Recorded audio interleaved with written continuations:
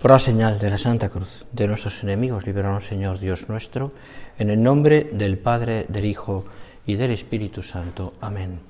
Señor mío y Dios mío, creo firmemente que estás aquí, que me ves, que me oyes. Te adoro con profunda reverencia. Te pido perdón de mis pecados y gracia para hacer con fruto este rato de oración. Madre mía Inmaculada, San José, mi Padre y Señor, Ángel de mi guarda, interceded por mí.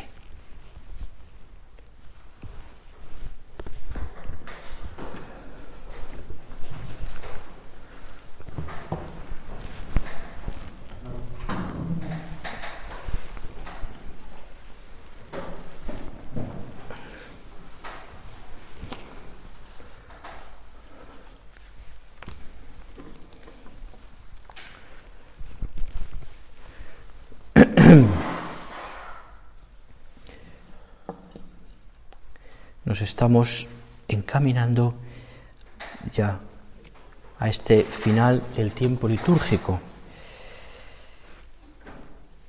Quedan un par de semanas, un poquito más, para que al final de este mes comencemos ya el tiempo de Adviento. Y durante estos días, como bien sabes, y ya aparece en algún momento, iremos escuchando en la liturgia de la misa, pues esos comentarios o incluso salmos, antífonas y lectura del Evangelio también, Apocalipsis, donde se nos habla del final,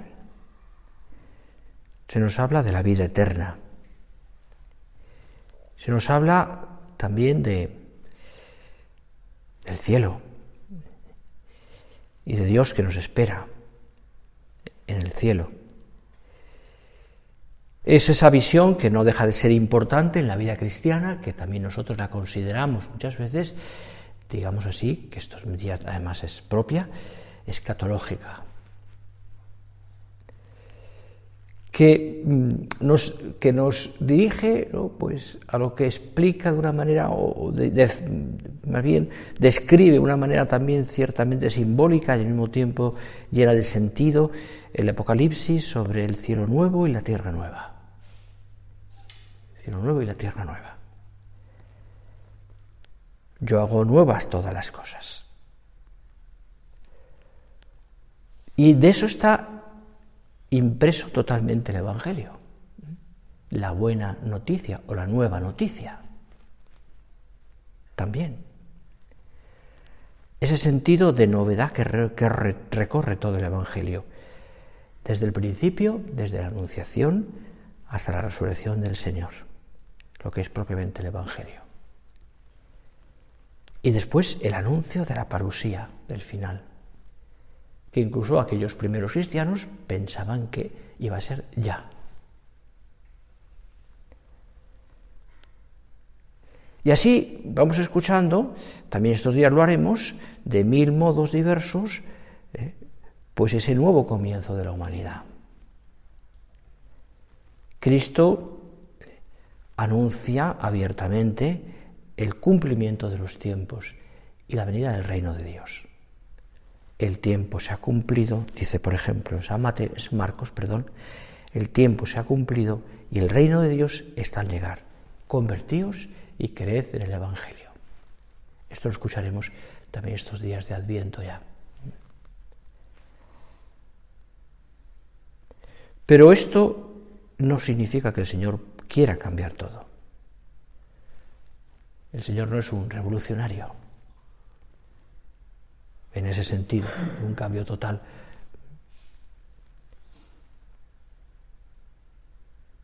Dice muchas veces, no he venido a abolir la ley, o los profetas, sino a darles plenitud. Este es el sentido. No a quitar, sino a darles el sentido verdadero, la plenitud que tiene la ley. Esa ley que había, que se definió en el Sinaí y que tenemos impresos en el corazón del hombre todos. aunque algunos quieran negarla, la ley natural, aunque quieran obviarla o quieran vivir al margen de, está impresa en el corazón del hombre. Cristo ha venido a darle su sentido más pleno.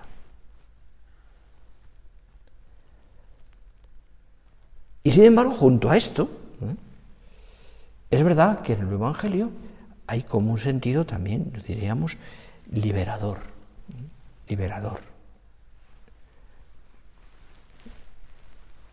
Porque es verdad que el Señor desarrolla en el Evangelio elementos que ya estaban en el Antiguo Testamento, por ejemplo, la misericordia o el perdón. Pero todo eso, todas esas cosas, Cristo les da, como te decía, un cumplimiento. Las antiguas promesas que Dios hizo a los profetas, Cristo les da cumplimiento.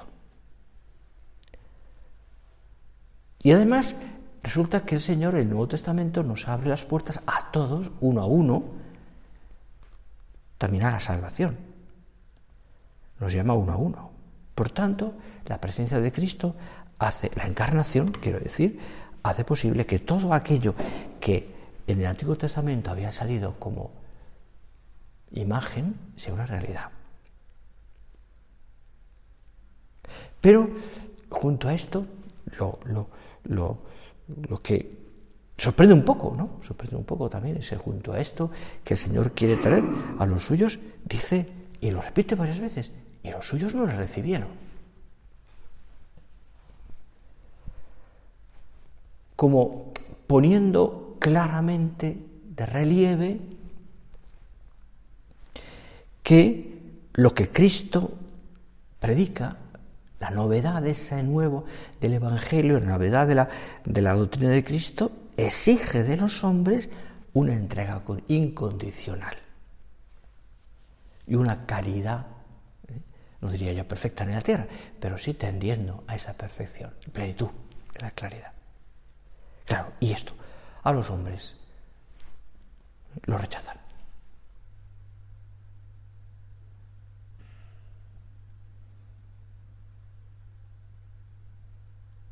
Sin embargo, Dios fue fiel a su promesa. Y sabiendo el rechazo de los hombres, Dios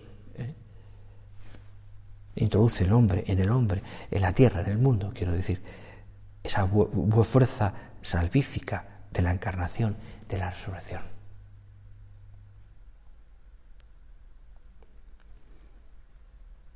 Es decir, la encarnación, la resurrección está diciendo al hombre, a ti y a mí, es decir, que el hombre puede cambiar. Que ya no estamos sometidos a la ley del pecado y de la muerte eterna. Que Él ha hecho nuevas todas las cosas. Que Dios ha tomado de un modo nuevo también las riendas del mundo y de la historia humana y que están sumidos en el pecado, pero que Él lo ha llevado a la redención. Ha hecho nuevas todas las cosas. Novedad de la que tú y yo también vivimos en nuestra propia vida.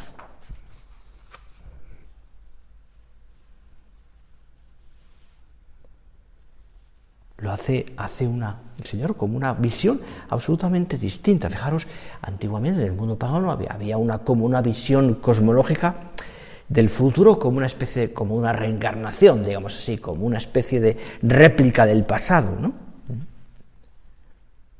Una especie de mutaciones cíclicas que iban a durar siempre. El famoso mito del retorno, ¿no? Pero, en fin, tampoco vamos a entrar a eso, ¿no?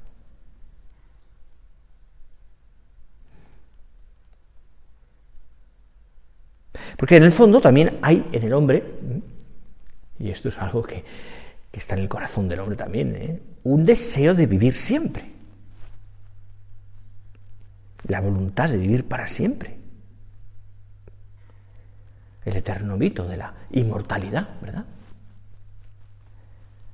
El hombre ansía perdurar. De hecho, precisamente el Señor hace que el hombre genere entre otros seres, precisamente por ese afán de perdurar, ese deseo de perdurar. Y la imagen del hombre queda en la imagen de sus hijos, etcétera, etcétera, etcétera, ¿no? De ahí que tantas filosofías modernas estén hablando de la clonación, de que el hombre tiene que perdurar de alguna manera, porque hay una ansia de perdurar.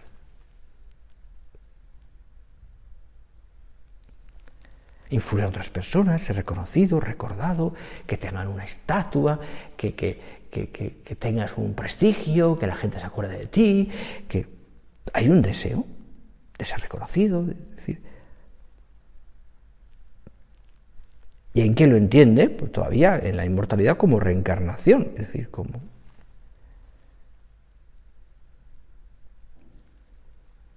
Al fin y al cabo, ante la muerte, el hombre decide poner todos los medios para conseguir ese reconocimiento social, el bienestar. Pero se da cuenta que esos bienes nunca son suficientes. No sacian.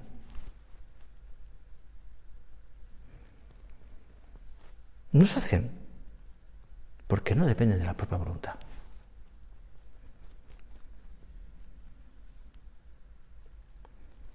Y en medio de ese dilema, que hablamos ahora en la oración con el Señor, de la muerte y de la inmortalidad, algo que estamos estos días también pidiendo, en medio de ese dilema, el poder de la pasión y la resurrección de Cristo se hace presente. Fijaros que toda la liturgia de la Iglesia, ¿no?, referente a los difuntos, está hablando siempre, nos queda siempre como un deseo, al final, ¿no?, de esperanza. Porque la vida de los que en ti creemos, Señor, no termina. Dice el prefacio primero de difuntos, no termina. La vida de los que en ti creemos, Señor, no termina, se transforma. Se transforma.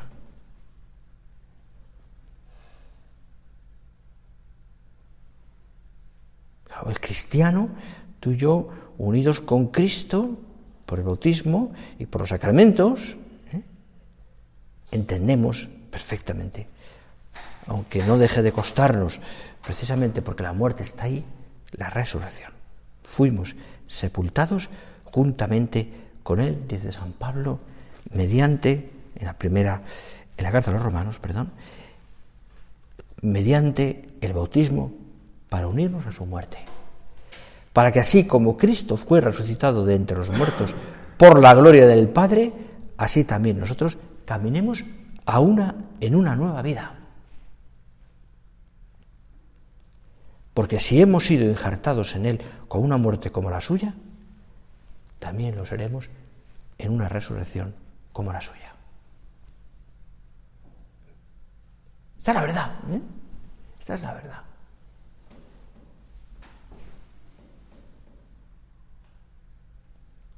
No sé si Enrique se acordará, pero ahí en la puerta del cementerio que está enfrente de Montecelo, como casi en muchos de los anteriores, hay toda una lápida donde hay una especie de verso, yo no la recuerdo entero, la tenía por ahí, he hecho una foto, que habla de esto. Entras en el cementerio y en la puerta encuentras allí una especie de un panel grande, ¿no?, donde, escrito antiguamente, es una cosa antigua, donde habla de la caducidad de la vida también, y la liberación por la resurrección. Y por tanto los consejos que da son de portarse bien, evidentemente.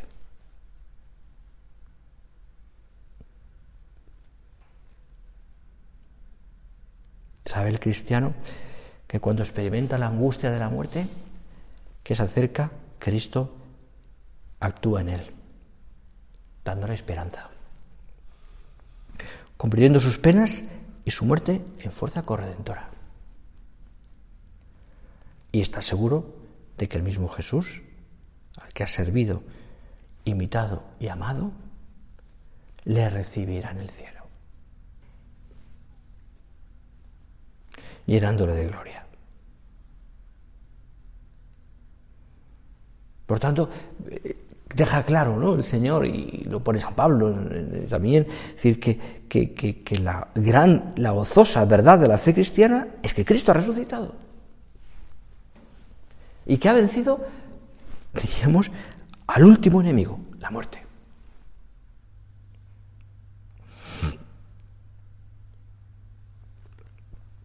Abriéndonos a la resurrección, al final de los tiempos.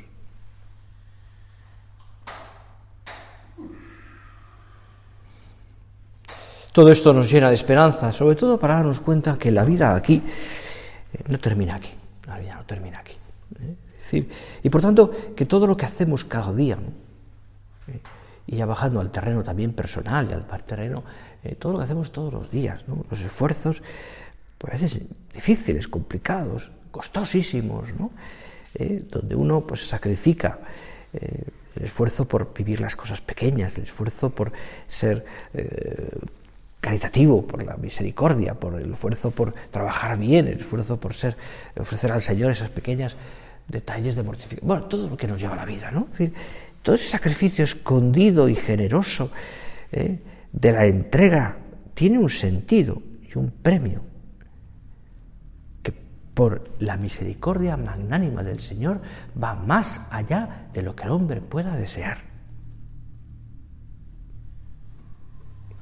Y de lo que el hombre pueda esperar con sus propias fuerzas. Siempre. Nada se pierde. Muchas veces lo digo, la dirección espiritual. Todo lo que tú haces, por pequeño que te parezca, indiferente o inútil, ¿no? Si quieres, nada se pierde. Todo lo acoge el Señor. Aunque nadie te lo agradezca. Aunque te parezca que no beneficia a nadie. Nada se pierde.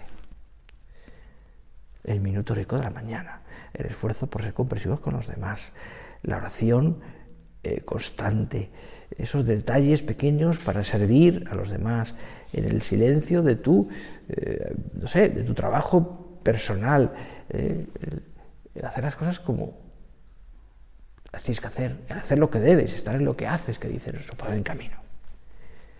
Si alguna vez, dice Surco, te intranquiliza el pensamiento de nuestra hermana la muerte porque te ves tan poca cosa, anímate y considera qué será el cielo que nos espera. Cuando toda la hermosura y la grandeza, toda la felicidad y el amor infinitos de Dios se viertan en el pobre vaso de barro que es la criatura humana y la sacien eternamente, siempre con la novedad de una dicha nueva. ¿Qué será el cielo que nos espera? Cuando toda la grandeza y la felicidad y la hermosura del amor más grande, que es el de Dios, se viertan en nosotros. Pultuntum Domine requiram, quiero ver tu rostro. Repetía nuestro Padre también con frecuencia, especialmente al final de su vida. Pultuntum Domine requiram, quiero ver tu rostro. Con el Salmo. Es verdad, ¿no? La resurrección, la vida eterna, se refiere al mundo, a la otra vida. Pero también es verdad que la Iglesia enseña que de alguna manera eso ya está presente aquí en la tierra.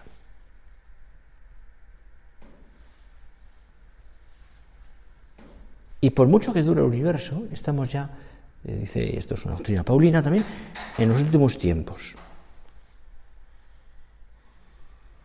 ¿Por qué? Porque Cristo ya ha derrotado al pecado, a la muerte y al demonio. Por tanto, estamos encaminados en nuestra vida hasta el final. Y lo dice de una manera maravillosa. Lo escribe San Lucas, palabras del Señor. El reino de Dios está ya en medio de vosotros. Recuerdo una conferencia magistral en Pamplona que nos dio don Pedro Rodríguez sobre esta frase. Hablando, evidentemente, está hablando de la Iglesia, que es su tema, ¿no? Pero en un curso de doctorado o de licenciatura, no recuerdo. Pero era esto, ¿no? El reino de Dios está en medio de vosotros. Glosó esta frase de una manera maravillosa en una clase.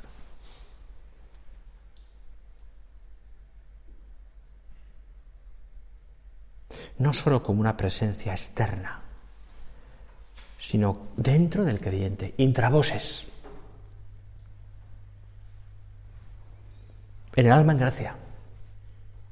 Curar es presencia real, actual, eficaz, aunque no todavía completa, evidentemente.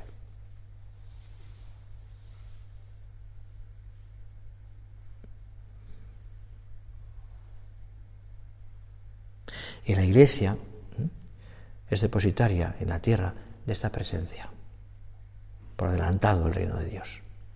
Y la Iglesia de Dios, peregrina en la tierra hacia su final.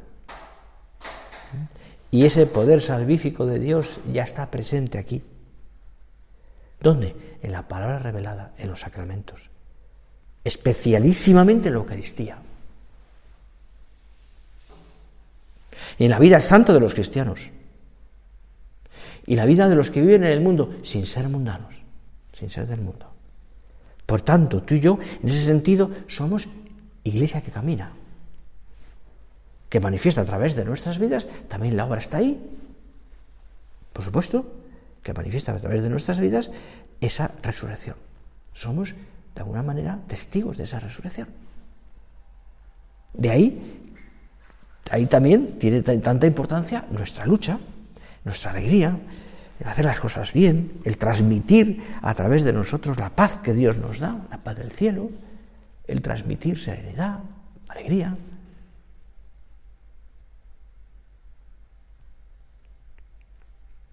¿Por qué? Porque ya en la tierra nuestro deseo, nuestra identificación es ser Cristo, ser alter Christus, ipse Christus.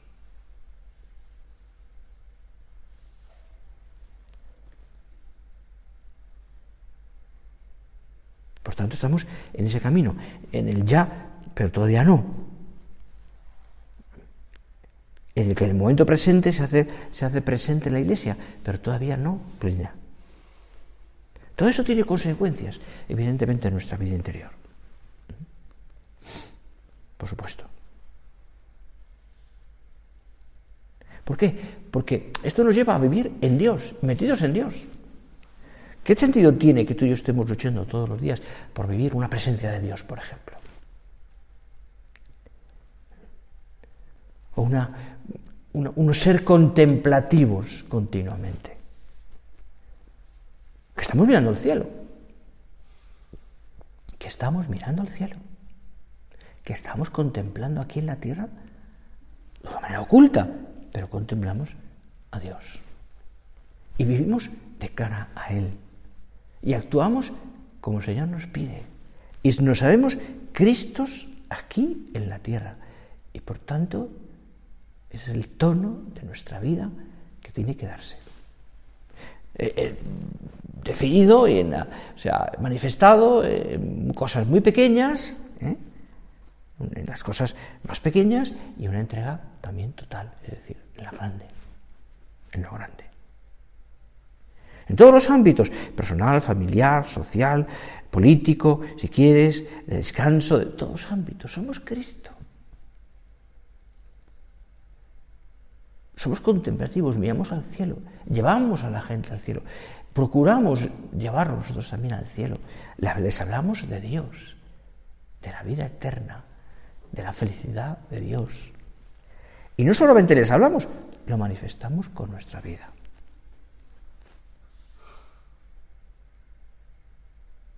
Cristo que pasa.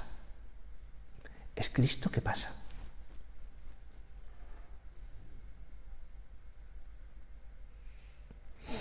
Dios ha querido contar con nuestra respuesta inteligente y libre. Dios ha querido contar con las oraciones y la vida de los santos y de los mártires.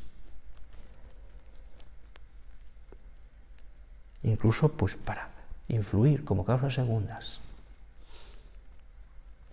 Y como imagen suya, los hombres cambian la historia, unas veces para mal, Adán y Eva. Y así otros. Sobre todo de un modo positivo. Porque participamos del designio divino. Esta es la grandeza de nuestra vida. Sobre todo porque a veces estas cosas hay que pensarlas desde este punto de vista de la eternidad. Si uno se queda en lo más, digamos, prosaico y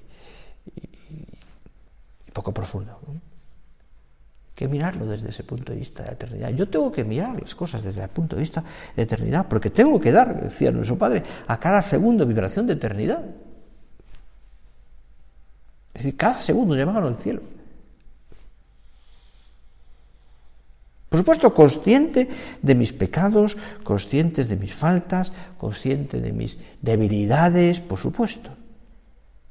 Pero convencido, y de los demás, por supuesto, pero convencido de que el mejor modo de aprovechar el tiempo y de ganarme el cielo es servir a Dios. Mejorar este mundo, por mi parte, que Dios nos ha confiado. Y esto, esa visión, diríamos, que estamos hablando escatológica, hace presente algo tan bonito como es la providencia divina. Siempre presente en la vida de los hombres. Ese Dios proveerá, que decíamos, ¿te acuerdas en el catecismo? Ese cuidado amoroso que Dios tiene sobre sus criaturas.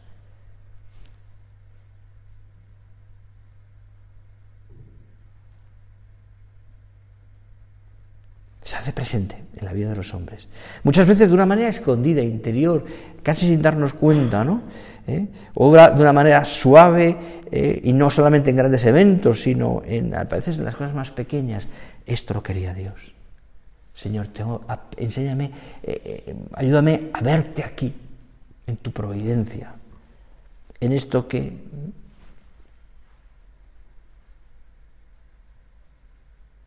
Aquí estás tú. Me pensaba en la cabeza ahora, pues, porque estos días nos han ido contando de ese accidente en Madrid, ¿no? De esa niña que muere.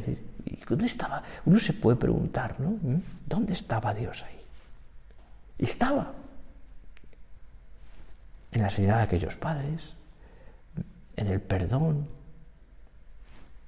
en entender que el dolor rompe, pues es muy duro, ¿no? Pero al mismo tiempo nos lleva inmediatamente a la comprensión. Se hace presente de alguna manera en la vida de los hombres de esta manera tan maravillosa, tan impresionante, mucha gente está conmovida, el Dios con nosotros. No es decir, mucha gente está comprendida, a veces otra gente no entiende cómo es posible que una persona pueda reaccionar así ante ese dolor tan intenso, porque está Dios.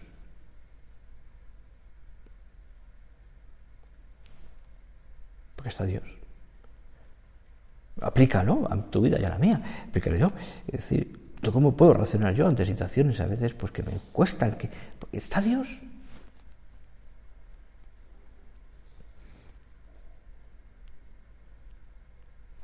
Dios, decía nuestro Padre, que es la hermosura, la grandeza, la sabiduría, nos anuncia que somos suyos, que hemos sido escogidos como término de su amor infinito.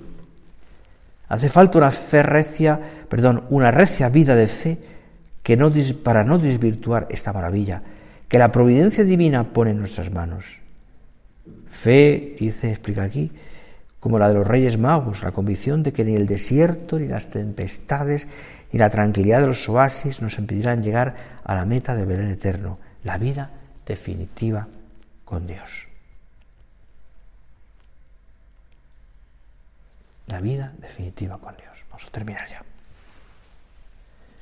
Y como siempre mirando, ¿no?, al cielo, nos encontramos con la imagen maravillosa de María, Madre de Dios y Madre nuestra, la llena de gracia.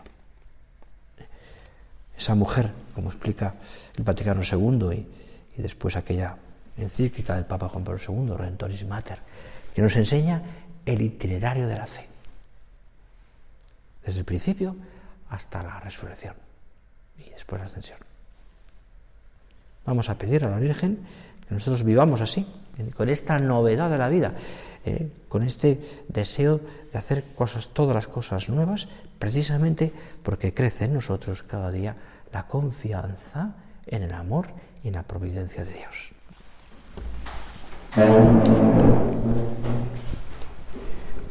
Te doy gracias, Dios mío, por los buenos propósitos, afectos e inspiraciones que me has comunicado en esta meditación. Te pido ayuda para ponerlos por obra.